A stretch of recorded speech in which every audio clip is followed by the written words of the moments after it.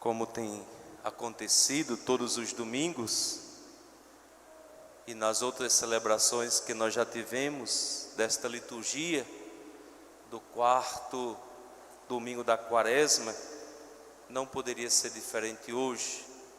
Gostaria de começar com vocês cantando o refrão do número 11 do nosso folheto, que é o canto de preparação das oferendas, que diz assim: eis o tempo de conversão, eis o dia da salvação, ao Pai voltemos, juntos andemos, eis o tempo de conversão.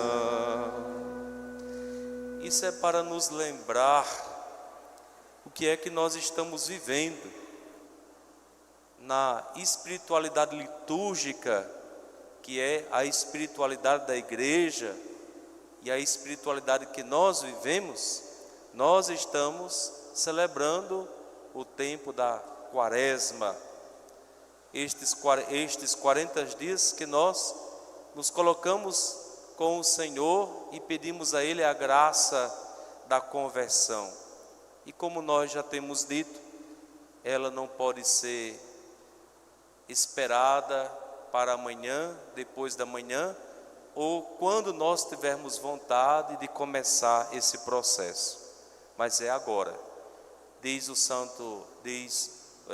São Paulo na segunda carta aos Coríntios, que nós já rezamos na quarta-feira de cinzas. Quando é o tempo favorável? Quando é o dia da salvação? Ele diz: é agora o tempo favorável, é agora o dia da salvação.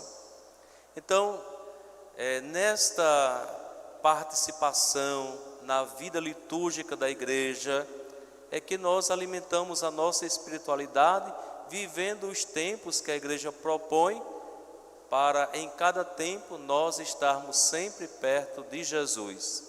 Ora, acompanhando os seus passos, os seus ensinamentos, ora, visitando os seus milagres, sendo testemunhas dele, dos milagres, ora, com Jesus no deserto, na montanha sagrada, passando pelas dificuldades, mas sabendo que por trás de tudo isso existe a glória que o Senhor nos quer oferecer, ora ressuscitando com Jesus, ora sendo penitentes. É assim que nós vivemos a nossa espiritualidade, que eu diria a espiritualidade nossa da igreja é esta espiritualidade litúrgica. Cada tempo a igreja nos coloca diante do Senhor com uma atitude diferente, de expectativa, de esperança e de ressurreição. Então, é agora o dia da salvação, é agora o dia da conversão, é agora o tempo favorável. E o que nos dizem a palavra de Deus? Outra coisa que é muito importante nesta espiritualidade, que nós chamamos de espiritualidade litúrgica, é a palavra do Senhor, a palavra de Deus, que segundo a própria palavra diz, ela é luz para os nossos passos, é lâmpada luzente em nosso caminhar e mais ainda, é espírito e vida e produz em nós eternidade. Só tu tens palavras de vida eterna. Então, outro elemento importante na nossa espiritualidade litúrgica e cristã, a espiritualidade da igreja é a palavra. E aí a pergunta: nós estamos dispostos a caminhar de acordo com aquilo que nos ensina a palavra?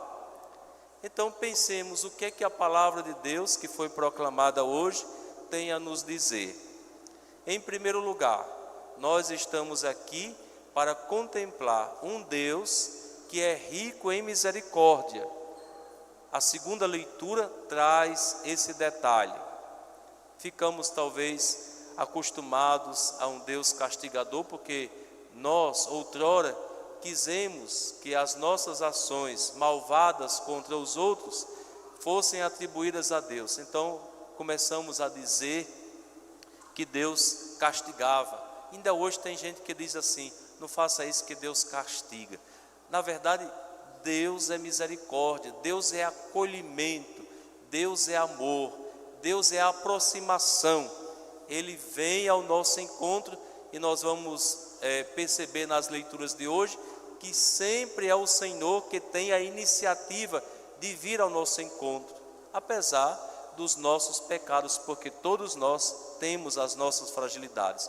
Todos nós temos as nossas fragilidades, e mesmo assim o Senhor não quer nos perder, mas Ele quer que nós alcancemos a vida em plenitude. Então a segunda leitura é muito rica nesse sentido, é uma palavra que nos dá muita esperança ao dizer: Deus é rico em misericórdia, por causa do grande amor com que nos amou quando estávamos ainda mortos por causa das nossas faltas. Ele nos deu a vida com Cristo. E vai dizer mais para o final: Ele nos fez ressuscitar com Cristo.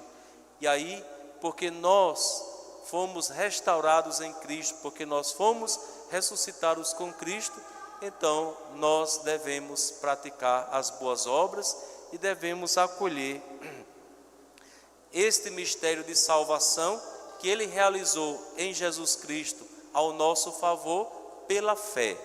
Diz: é pela graça que vós sois salvos, mediante a fé. É pela graça que vós sois salvos, mediante a fé. Ou seja, em Cristo Deus já nos salvou. Agora, nós vamos viver esta salvação se nós de fato acolhermos este mistério redentor de Deus em nosso favor pela fé. Inclusive, no Evangelho, Jesus, dialogando com Nicodemos, vai falar da cruz como o sinal redentor de Deus. A cruz, o sinal redentor de Deus, o sinal do perdão, o sinal da misericórdia, o sinal da vida nova. Naquela cruz, com o sangue redentor, então o Senhor traz para nós uma vida nova. E aí Ele diz: quem crê já, portanto, está salvo, mas quem não crê, ele será condenado. E lembremos-nos que esta condenação não é atitude divina, mas é nossa. É nossa porque nós deixamos de crer. Deus já nos salvou por Jesus Cristo. Pela fé, nós participamos desse mistério, mas pela fé, pela falta de fé, nós negamos este mistério. Por isso Jesus é muito enfático, dizendo a Nicodemos no Evangelho: quem nele crê, quem crê em Jesus, não é condenado, mas quem não crê já está condenado. Aí ele diz o motivo: foi porque Jesus rejeitou? Não. Foi porque o Pai rejeitou? Não. Ele diz lá por que é que está condenado: porque deixou de crer em Jesus. E aí, se deixou de crer, se envolveu nas obras das trevas. E aí ele diz: quem pratica o mal, as obras das trevas, odeia a luz e não se aproxima da luz. Mas quem age conforme a verdade, quem age a partir da fé, age com as obras boas, que são as obras é sempre de Deus. Eu citaria alguns textos. Em primeiro lugar, o primeiro texto que nós citamos não poderia ser outro senão o livro do Gênesis. Já ouviram o pároco de Cruzeta dizer inúmeras vezes, mas quantas vezes forem necessárias, é preciso dizer. Veja, Deus tem iniciativa. Quando Adão e Eva, a primeira humanidade, se desiludiu de Deus e acreditou em si mesmos e achou que eram suficientes e pecaram, Deus quis socorrer, fazendo a promessa da restauração a partir do filho da mulher, que segundo o próprio autor sagrado, ele teria o poder de pisar sobre a cabeça da serpente para esmagar destruindo os inimigos do ser humano, que são o pecado e a morte. Depois tivemos outras situações em que o próprio Senhor toma a iniciativa, por exemplo, a aliança do dilúvio com Noé, depois a aliança do Sinai com os 10 mandamentos, a aliança definitiva com o sangue de Jesus Redentor na cruz. Segundo o livro das Crônicas, e eu queria aqui dizer que a Sagrada Escritura tem várias coleções de livros, tem livros proféticos, tem livros sapienciais, tem a Torá, que são os 5 primeiros livros da Bíblia, tem os livros históricos. Os livros históricos que narram a história desta relação mais próxima de Deus com o povo, que também é a história humana, uma história humana marcada, pela atenção ou não que os seres humanos dão a Deus. Então a história bíblica é também história humana, inclusive na Sagrada Escritura, inclusive nos livros de história que são apresentados nos bancos da escola, nós temos essas histórias. Nós sabemos, por exemplo, que o povo judeu foi exilado por Nabucodonosor. Nós sabemos que teve um segundo exílio que foi para a Síria com o rei Atarxerxes. Nós sabemos também que houve um processo de restauração da história com Ciro, rei da Pérsia. Tudo está escrito aqui. Então, sempre nós temos uma marca de pecado e nós temos a iniciativa de Deus envolvendo os seres humanos com a sua graça. Hoje, o segundo livro das Crônicas conta uma história que aconteceu, que é trágica. É trágica por quê?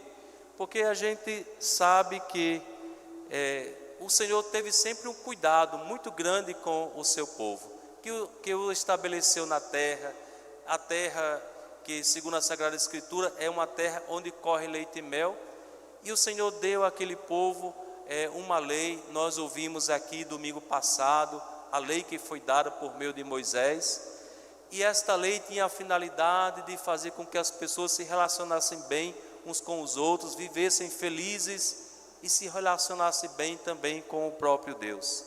Mas é cabeça dura o povo.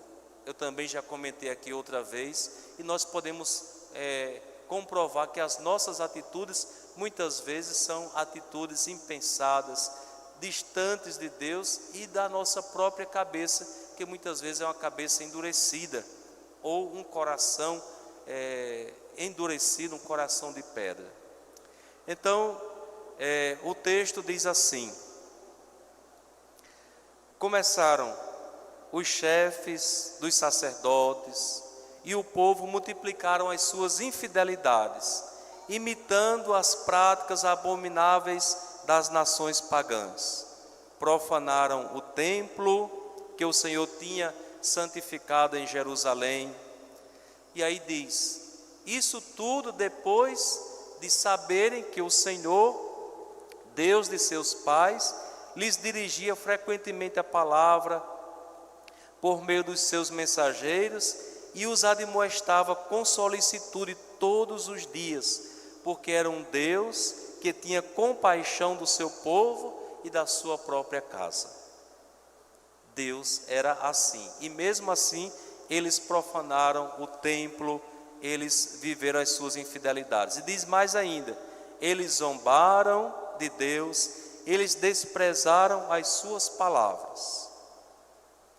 E aí começa depois, consequência disso, houve a invasão. Nabucodonosor da Babilônia vem e toma aquelas terras e leva o povo exilado para a Babilônia.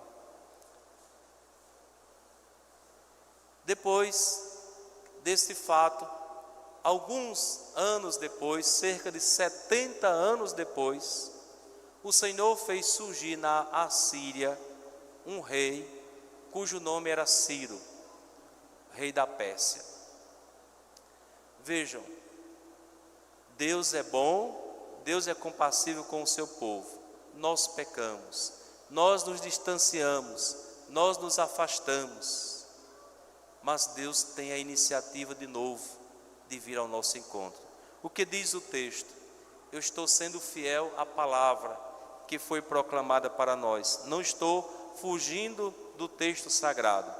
Então diz: o Senhor moveu o espírito de Ciro, rei da Pérsia, que Ciro mandou publicar um decreto. Assim fala Ciro, rei da Pérsia: o Senhor Deus do céu deu-me todos os reinos da terra e encarregou-me de lhe construir um templo em Jerusalém, que está no país do Judá. Então, aos poucos, pela ação de Deus e pela sua misericórdia, o Senhor vai trabalhando em nós para nos resgatar. Não é à toa que São Paulo diz: Deus nos salvou quando nós ainda estávamos pecadores. Então, aquele povo ainda mergulhado nos seus pecados, Deus intervém em seu favor. Deus salva quando eles ainda eram pecadores. Por que tudo isso, minha gente? Porque isso acontece porque Deus é rico em misericórdia. Porque Deus nos ama com amor eterno.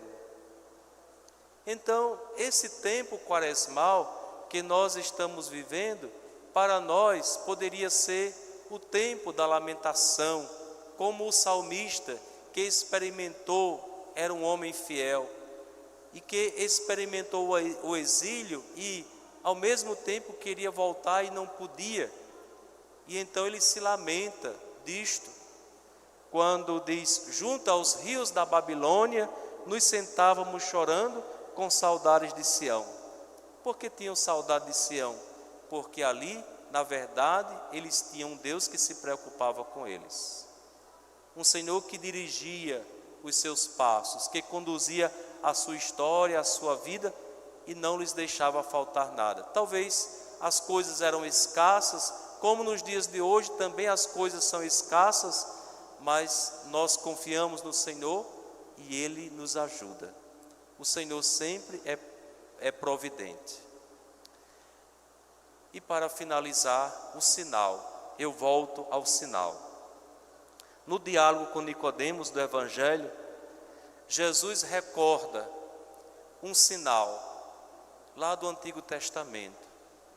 Por causa de muitas coisas, houve uma peste de serpentes que picava o povo e o povo morria. Moisés intercedeu. E vocês lembram que nós estamos com o fio condutor que diz: Deus é rico em misericórdia. Então, o Senhor disse: faça uma serpente de bronze, levante numa haste, numa vara, e todo aquele que olhar para esse sinal ficará curado, será salvo. E eu fico pensando que em algum momento, na nossa vida, na nossa história, atualmente, nós também somos picados pelo veneno, o veneno da maldade, o veneno da autorreferencialidade, o veneno do orgulho, do egoísmo e de tantas outras coisas. E quando nós somos picados por este veneno, nós somos envolvidos no mistério da morte, e não é a morte biológica, mas é pior, é a ausência de Deus na nossa vida. Pois bem, então é por causa deste veneno que muitas vezes está em nós, que foi necessário o sinal da cruz. O Cristo pendurado na cruz. Deus não poupou o seu Filho, ao contrário, Ele o enviou, não para condenar os que estavam picados com o veneno da maldade, não, mas enviou para salvar. Lembrem-se que na cruz nós ouvimos uma palavra que deve nos arrepiar. e deve pensar como nós devemos pautar as nossas ações. Quais foram as palavras? Pai, perdoa-lhes, porque eles não sabem o que fazem. A partir dessas palavras, talvez nós tivéssemos ou deveríamos ter a coragem de pensar: Deus nos amou tanto, por que eu também não posso fazer um gesto de amor e evitar o pecado na minha vida? Então, este sinal não deve fugir da nossa história cristã, Inclusive, o próprio Jesus nos ensina a não ter medo da cruz. Ele diz, fazendo um convite a mim e a vocês: se vocês de fato quiserem ser meus discípulos, tome a sua cruz cada dia e me siga. Pois quem quiser salvar a sua vida sem a cruz, vai perder. Mas quem perder a sua vida por causa da cruz, este vai salvá-la. Então, o sinal da cruz é o sinal da nossa salvação. Cristo morreu para vencer o nosso pecado e para vencer a ausência de Deus em nós. E com Cristo, nós somos mais que vencedores.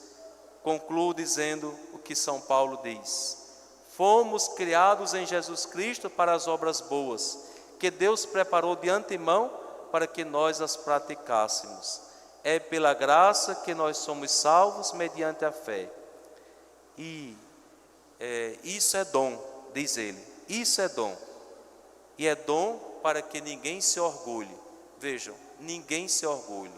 O orgulho é uma maldade, é um veneno ruim que muitas vezes está em nós e nos impede de acolher a salvação que Deus quer nos oferecer, que nos impede de ter fé no Senhor.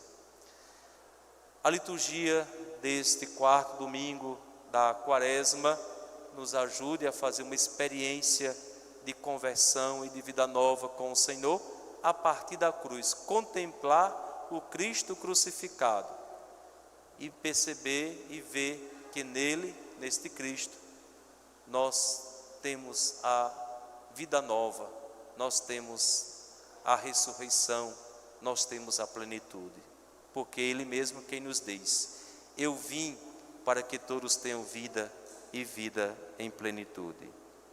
Louvado seja nosso Senhor Jesus Cristo, para sempre seja louvado.